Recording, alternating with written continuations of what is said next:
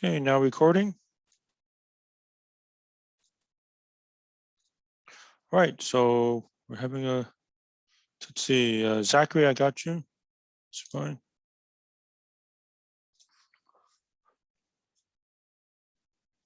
Whoops.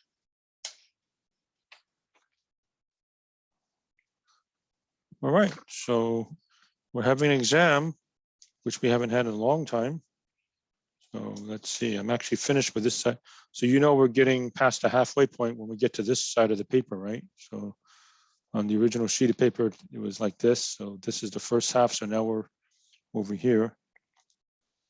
All right, so I did some of 310 last time. I'll finish 310 today, hoping to give you something to do in class.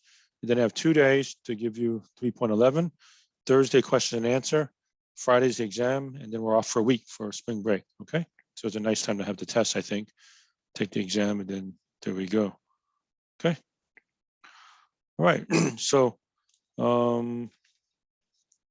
Thursday, you can ask me anything you want.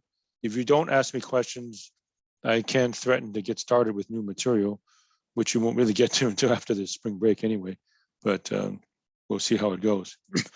Okay, so I'll say something quickly about the test since we haven't had a test in a long time. And you might say, you know, you already said all this is repetition.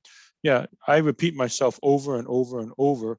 Some of you guys like it because that means, I guess it means you're not learning as much material, but it's really meant to be, you shouldn't have any excuse as to, I didn't know what the rules are, right? I didn't hear you say that. You guys can vouch that I've said it over and over and over, a lot of this stuff. Okay, so for the exam, I'll send it over Canvas announcements, probably a little bit after 9 o'clock. Okay, and when you join, you have your camera on with the true background, no fake background, Golden Gate Bridge or anything like that. Keep yourself muted. If you have any question, put it in the chat. If you happen to finish early, you can leave early. Okay, I will close the class as usual at our normal stopping time, which is 10 o'clock, right? And then you have until 10:05 to take pictures on your cell phone, click, click, click, click. And then I give you until 10:30 to submit the homework, although I will accept the homework early. So after class on Thursday, when class is over Thursday, you may start submitting the homework on that time, but don't send it too early. Like, don't send it now. I don't want it that early.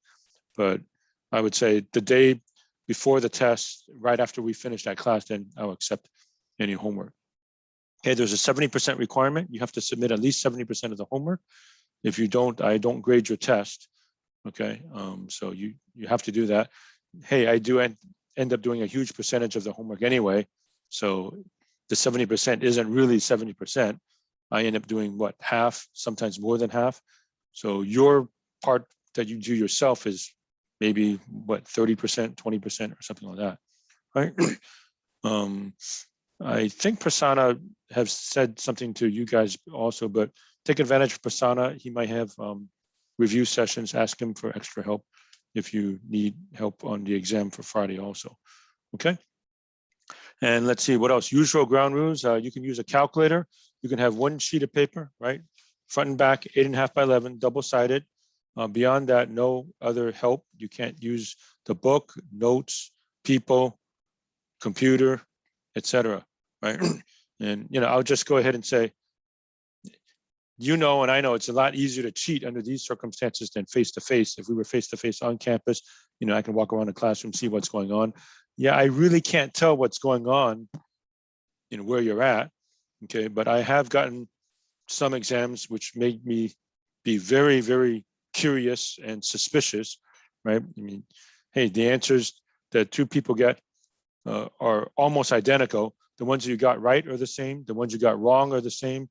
And the way you did it is almost exactly the same. That is, you know, extremely curious, very suspicious that you got it, the same ones right in the same fashion and you get the same ones wrong in the exact same fashion, all right? Where by normal probability that wouldn't happen, okay? And of course, you know, I look at the handwriting on your homework and the handwriting on the test and say, hey, they don't match, so something isn't right. So remember, I have the right to call you out on that. I could ask you for a one-on-one meeting and just say, okay, you're only with me, now show me how do you do this type of problem, right? And if you got it perfectly right on the test, but you have absolutely no idea how to answer it. If I meet with you verbally one-on-one, then, I am very much of the opinion that, you may have cheated very much and give you a much lower score because of that. Okay, so that's something to keep in mind about the test. Okay, and let's see. Yeah, anybody who joined late, go ahead and put your name in the chat and I'll get you eventually. So let's see, Jay got you, Zachary got you. That's fine. Okay, so those are the highlights for the test. You should not find anything in the test weird or unusual or strange. I only give questions that are like the homework. So if you can do, if you can do everything here, granted, that's a lot. I know, I get it.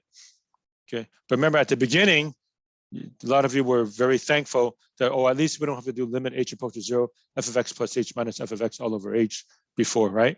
Okay, oh, good, we don't have to do that. Well, that didn't mean that this is an easy chapter. And as you're finding out, it's not an easy chapter. But by the way, it would be a lot harder if you still had to do derivatives by limit h approaches 0, f of x plus h minus f of x all over h. So you should at least be thankful that we don't have to do that anymore. Well, until the final exam, you have to come back to that. Okay, again, I usually give about 10 questions. So, well, we have 11 sections. So, okay, 11 sections. Maybe I'll give you 11 questions, one from each chapter. But of course, some questions can kind of cross. There's derivatives where you could have what? You could have a chain root inside a product root with a quotient root, right? So there's obviously a mixture among a lot of the sections that are here. Yeah. Okay. So I think those are the highlights for exams. If anybody has a question about the exam, you can go ahead and put it in the chat, but I'll go ahead and get started with the rest of 3.10. So I did some 3.10 stuff last time, and I'll do more. And if there's time left over, which I hope there will be, I'll give you one to do in class. Okay. All right. So we're back to 3.10. Key ideas for 3.10. Okay. So again, on page 252, number 2, the so-called linearization. You may use that formula. I kind of prefer you don't. Okay. This fancy linearization, linear approximation, it's the equation of a tangent line written as a function, written as L of x equals mx plus b. And you've already done that. So before, when I said, once you get to y minus y1 equals m times x minus x1, you can stop. Now don't stop, just keep going, make it look like y equals mx plus b. And that's a linear approximation. So that's a good approximation for the function near some particular a. So then if you want an approximation to a function like a square root function or sine function or something like that, instead of using the actual function, just use a straight line. And we like straight lines, right? And the only other thing from this section is this one, equation 3 on page 254, dy equals f prime of x dx. You can put it on your cheat sheet. If we were meeting face to face again, I make you memorize it. An easy way to think of it, if you were to memorize it, is this is the Leibniz notation, dy dx equals f prime of x. Pretend you multiply both sides by dx, and it looks like this, right? So rate of change of y is the derivative times rate of change of x. Okay, and now we did some problems with that last time, and now we're actually going to plug in stuff. And the thing I was going to have you do in class is a variation on that theme also. Okay, so let's get started with some of those. Okay, so I was going to show you number 17. Y equals the square root of 3 plus x squared at x equals 1 and dx equals negative 0.1. Maybe I should show you what the directions are. It says find the differential dy, okay, and then evaluate dy for the given values of x and dx. Okay, so 15 and 17 are kind of alike. I'll do 17. All right, so first I find a differential, and then I just plug in. They tell me to plug in x is 1, dx is negative 0.1. It's okay to be negative. That means you're going in a negative direction for x, right? So if you go positive, and just think of the xy plane, positive x is to the right, negative x is to the left. So here we're going to the left. Okay, so we're saying if I change x by 0.1 to the left, when I'm at x equals 1, what's my expected change in y? That's all. All right, so the structure again is dy equals derivative dx. dy and dx are called differentials. Okay, so dy equals blah, blah, blah, dx. Again, pretend it just says dy dx equals the derivative, multiply both sides by dx. Okay, so what's the derivative of this? Of course, treat this as 3 plus x squared to the 1/2 power, right? So 1/2, 3 plus x squared to the negative 1/2, then by the chain root times the derivative of the inside, which is 2x. Okay, and then very conveniently, the 2 and the 2 cancel out. Bring that downstairs as a square root. Negative means go downstairs, half means square root. So dy equals x over radical 3 plus x squared dx. Okay, so we did that last time, but now the difference is they tell me x is 1, plug that here, and dx is negative 0.1. It's allowed to be negative. That means you're going in a negative x direction, right? So just put negative 0.1 here, and that'll do it. Okay, so put 1 here over 3 plus 1 squared is 1 times dx, which is negative 0.1. It's just plug in. All right, so let's see, that's the square root of 4, which is 2. So 1/2 times negative 0.1. So my final answer is negative 0.05. Okay, so I found the actual dy in this instance.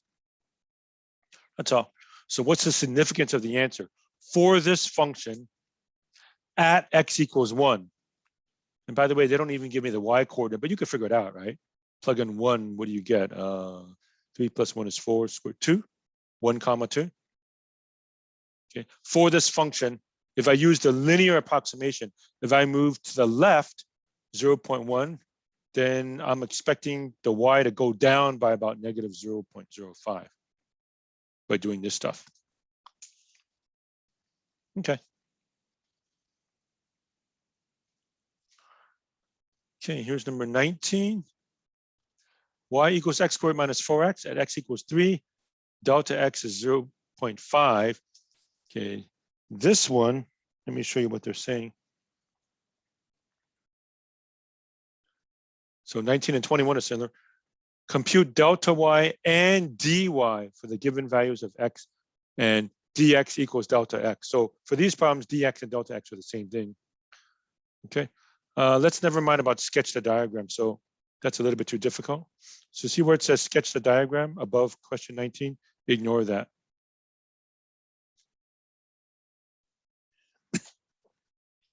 All right, so dy, we do the same thing as before.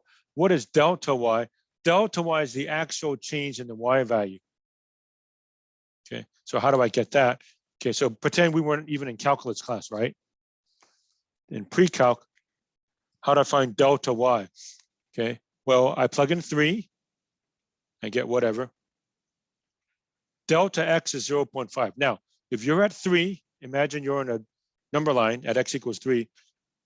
Delta x is 0.5. You move 0.5 units to the right. Now, where are you at? 3.5, right? You start at 3, you change x by 0.5. Now you're at 3.5. So I get the corresponding y values, right? So let me do that right now, since that's not even calculus. So figure out delta y. So I plug in 3. I get 9 minus 12, which is negative 3.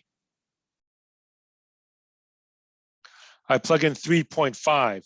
Okay, you can take my word for it or punch it on your own later. Plug in 3.5, right? 3.5 squared minus 4 times 3 comes out to be negative 1.75. Okay, one more time to find delta y. I start at 3, right? I find the y coordinate. 3 squared is 9. 9 minus 12 is negative 3. And then delta x is 0.5. So that means the new x value is 3.5. Plug in 3.5 there, 3.5 there, it comes out to be negative 1.75. So delta y is y2 minus y1. Okay, so it's negative 1.75 minus a negative 3, 1.25. Okay, that's not even calculus. Okay, so the delta y is 1.25 as I move from 3 to 3.5, right? I used to be at negative 3. I was 3 units below 0. I go up. When you go to negative 1.75, you go up, right? Negative 1.75. So what's the change in y? 1.25. Okay, so it's a little bit clumsy. But now let's do the dy stuff. Okay, so just like the previous one. So dy equals the derivative dx.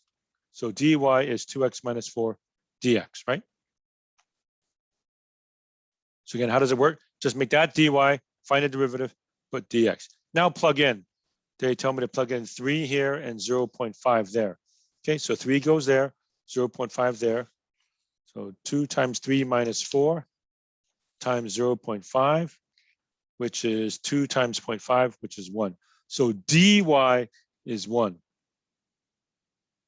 The actual delta y is 1.25. They're not expected to be exactly the same, but they're pretty close. Notice the dy was much easier to compute. Okay.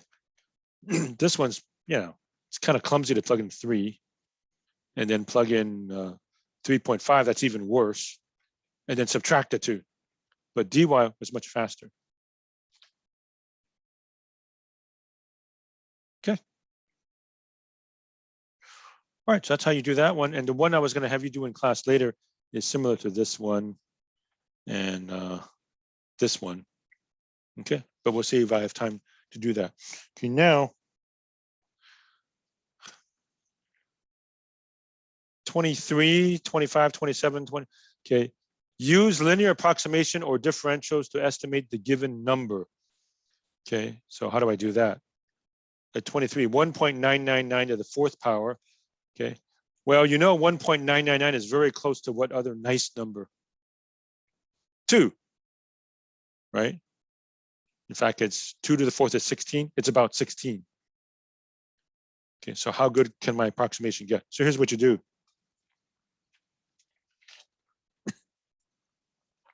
1.999 to the 4th power.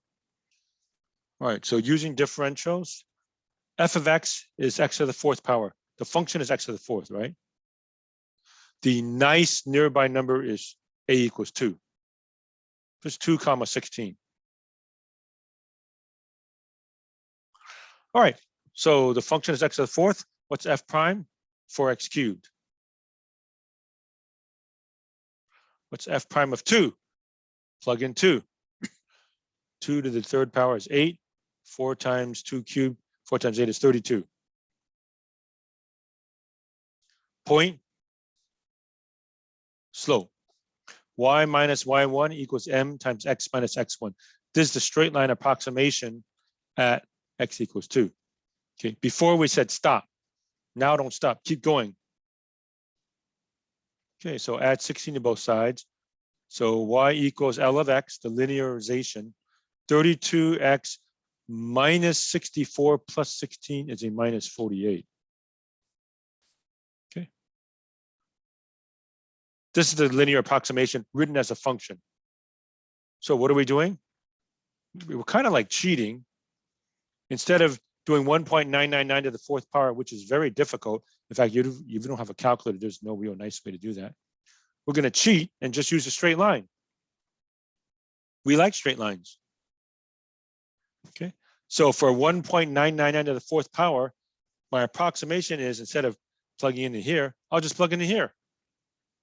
32 times 1.999 minus 48. Punch it in your calculator. 15.968. Okay. And for this one, I think it's worth it to actually show it to you. 32 times 1.999 minus 48. 15.968. That's my guess. Okay, let's see how close we actually were. What actually is 1.999 to the 4th power? 1.999 exponent 4. 15.968, blah, blah, blah, blah, blah. It's very close. Okay, in fact, the 1 is correct, the 5 is correct, the 9 is correct, the 6 is correct, the 8 is correct. So it isn't until, and I guess you could even say the 0 is correct, right? Because if we do 968, it's like 9608. So not until we get to the 2, which is the what? Tenths, hundreds, thousands, 10,000s. Not until you get to the 100,000s place are the two numbers different. Okay, so by using the straight line approximation, we got a good guesstimate of the value of 1.999 to the 4th power by using the linear approximation.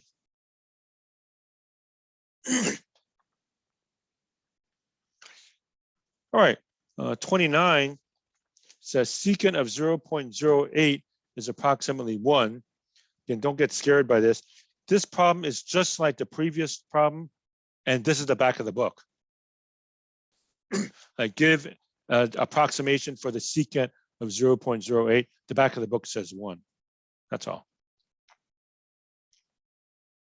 All right, so f of x is equal to secant of x, and the nice nearby point is x equals 0. So the point, the ordered pair is 0, 1. The secant of 0 is 1. Secant is the reciprocal of the cosine, you might recall.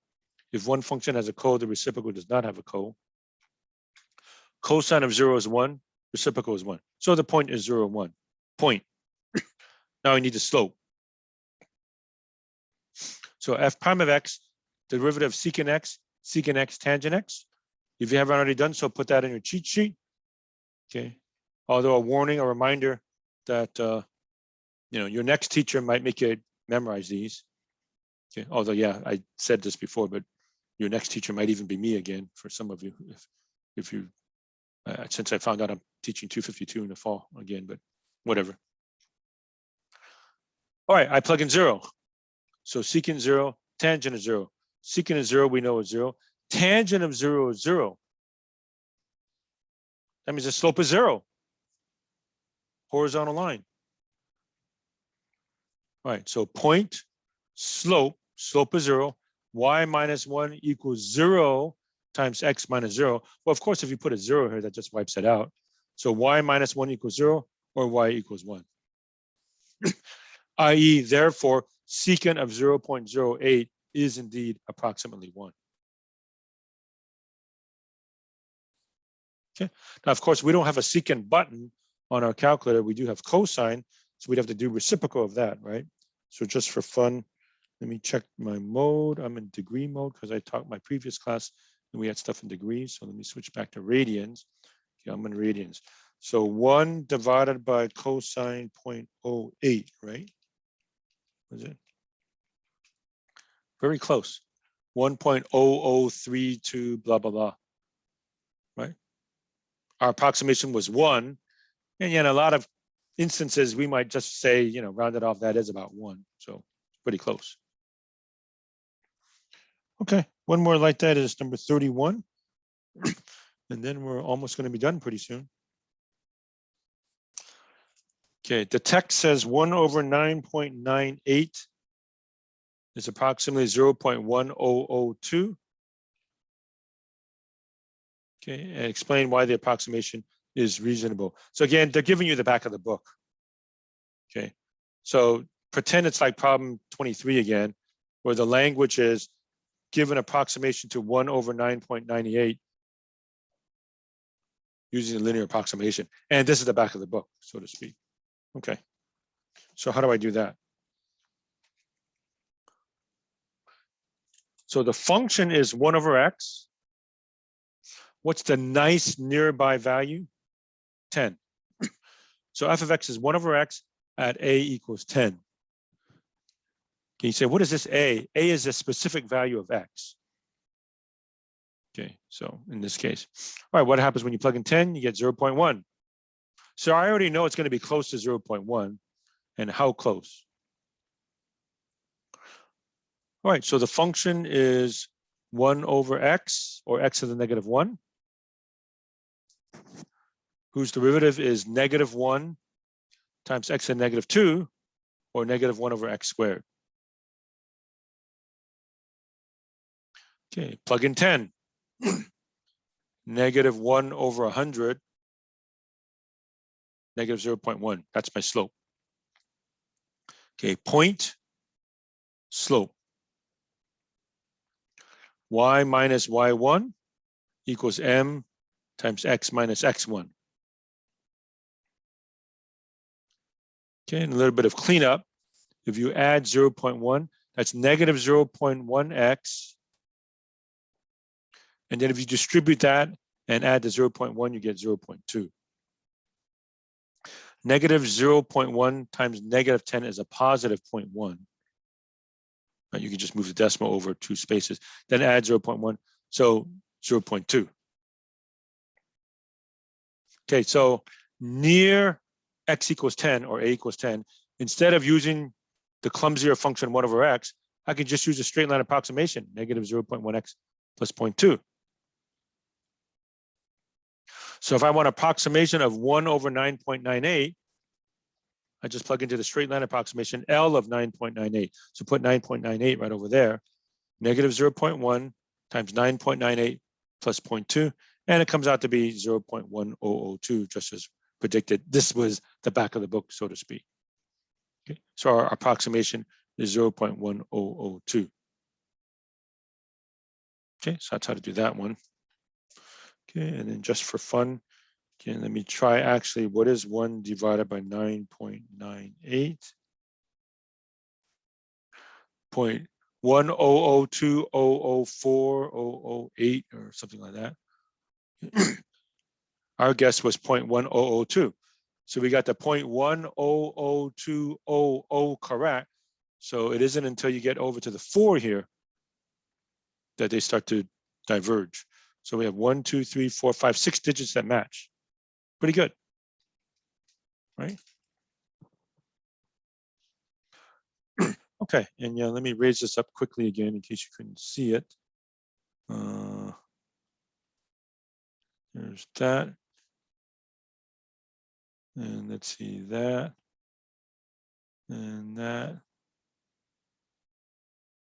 And that. Yeah, okay. All right, so the last one, I think, is 33, and then we're finished.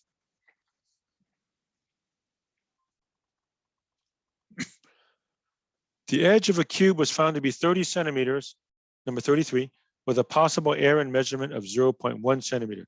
Okay, so you measure a cube, 30 centimeters, error of 0.1. In the science lab, they might say 30 plus or minus 0.1, right? Use differentials to estimate the maximum possible error, relative error, and percentage error in computing the volume and the surface area of the cube. Okay, so how do you do that?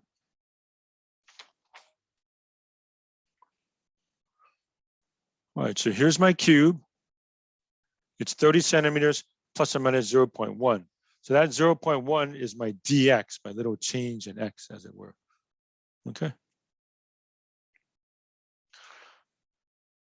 Okay, question. Will we have to sketch any diagrams for the exam? Yes, you certainly may have to. Okay, so you can see what's going on, especially a lot of those related rates. You should draw me a picture so I can see your train of thought. Okay. A good rule of thumb is whatever I do in class, you should do likewise, right? So like drawing a cube, or we had diagrams, remember we had to draw a triangle, or one car was going that way and another car was going that way, or whatever, right? Okay, so volume equals x cubed, dv equals 3x squared dx. Okay, area, surface area is 6x squared for a cube. Okay, you have 6 faces, right? You got the front, the back, left, right, top, and bottom. They're all the same. The area of one of them is x squared. There's 6 of them, so 6x squared. Okay, dA equals 12x dx, right? Just put dA here, dx on this side, and take the derivative. Okay, for dV, okay, they tell me we're at 30. So what's the maximum possible change in volume if this moved off by 0.1? What's the maximum error? So I just plug in 3 times 30 squared times 0. That's a 0. 0.1. And that comes out to be 270 centimeters cubed. Okay, just plug in. So plug in here, dV, change in volume, 3x squared. The x was 30. The dx, the maximum possible change, is 0.1. 270 centimeters cubed. Okay, so that's saying for this cube, if we say it's about 30, you could be a little off, right? In the science lab, we would say plus or minus 0.1. So we think the true value is between what, 29.9 and 30.1. You're going to have an error in volume. What's the maximum possible change in error of the volume? 270 centimeters cubed. Okay, and do the same thing for dA. Possible change in area, surface area. So dA is 12x dx. So 12 times the x was 30. Dx again is 0.1. Plug it in, 36 centimeters squared. So the possible maximum air in changing from 30 to either plus or minus 0.1 is 36 centimeters squared.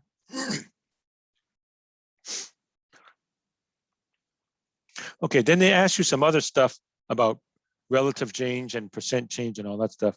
So percentage change, okay, you take the possible change in volume, which was 270, and divide it by the actual volume. Okay, so the actual volume of the box is 30 by 30 by 30, right? So 30 times 30 times 30 is 27,000 centimeters cubed. So what's the percentage change? Okay, so we're going to present the volume as 27,000 cubic centimeters. The possible air was 270. Okay, so again, if I say it's 30, 30 times 30 times 30 is 270,000, but the possible air in my being off by 0.1 is 270. So if you divide it out, that's a 1% air possible.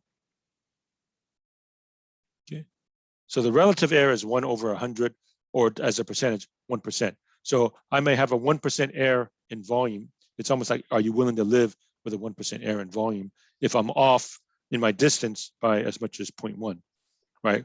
We will present our answer as 30, but in the science lab, we know when we measure, it might really be 29.9 to 30.1, right? Because you know when you measure in the science lab, right? And a lot of you know this when you're taking a science class, that you can measure, I think it's 30, but the instruments, they could be off by as much as 0.1. So I will present my answer as 30 plus or minus 0.1, right? So I could be off by as much as 1%. Okay, and same thing for surface area. So what is the surface area of this cube? So 6s squared, 6 times 30 squared, 5,400 centimeters squared. So I will present my answer as 5,400 centimeters squared, but what's my largest possible relative air? I could be off by as much as 36, we said, right? 36 centimeters squared, my dA. So what's the relative amount, right? The relative amount is just the dA, 36, divided by the area I'm presenting, 5,400. Okay, so I'm going to present my answer as 5,400 square centimeters, but I could be off by as much as 36. Clean this up, that's 1 over 150, or 2/3%. So my percent air, so relative air is 1 over 150, and that comes out to be 2/3%. So I could be off by as much as 2/3% when I present my answer. So that's what it means here. Okay. All right, folks, I'm just about done. I'll do my focus thing, then I'll give you something to do in class. But I'm now done with section 10. So all we have left is section 11, and I have 2 days to do that, tomorrow and Wednesday. So looking back at our calendar, we're just in time. I can mark off 310. So 2 days left for the hyperbolics, 3.11. So we're here. So tomorrow and Wednesday, 3.11. Thursday, question and answers, and Friday will be the test. Okay. All right. So any quick questions anybody wants to ask? Otherwise, I'll give you something to do in class, and then we're done for the day. All right. I don't see or hear anything. All right. So here we go. So pretty simple, I hope. So y equals x cubed. Find dy if x equals 1 and dx is 0.1. That's all. Your answer should be a real number if you do it the right way. So y equals x cubed. Find dy if x equals 1, dx is 0.1. Put your answer in the chat, and you may leave if you have no further questions. I'll see you tomorrow. Okay, so I have no idea what to do. Okay, this side is a dy. This side has a dx. In the middle is a derivative. You can do the derivative very easily. Then after that, you just plug stuff in. Right? You should know how to take the derivative. That's easy. Okay. Again, think of it, we say dy dx, right? Dy dx is the derivative. Well, then pretend you multiply both sides by dx. Okay, and then just plug in stuff, and then you can find your dy, and that should do it. Okay, I will now assume that everybody has it, so I will turn off the share, type your answer, and when you're done, you can leave, and I'll see you tomorrow. And I'm going to stop recording also, no longer any need to record.